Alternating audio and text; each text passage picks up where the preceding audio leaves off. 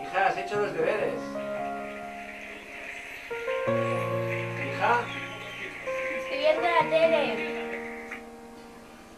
hija, ¿Qué? los deberes.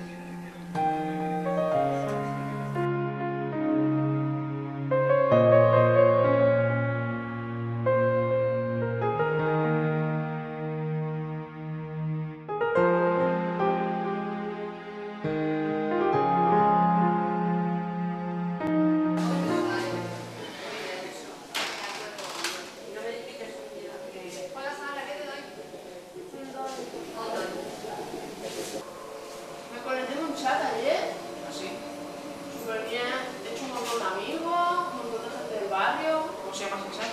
chachipén.net, Ya me meteré, hoy me meteré. a ver si hablamos por ahí. ¿Tienes algo más? ¿Algo más? 75. ¿Qué te pasa algo, Sandra? ¿Qué te puedo ayudar?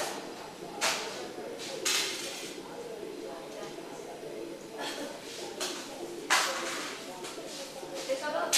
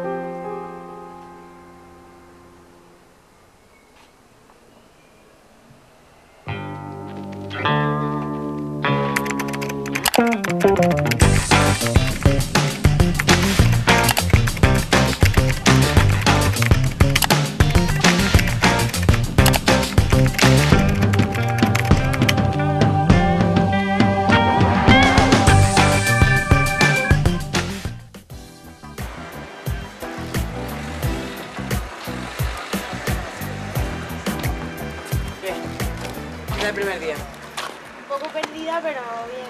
Bueno, no te preocupes, eso nos pasa a todos el primer día. Bueno, nos vemos mañana, ¿no? Sí. Venga. Hasta luego. Hasta mañana.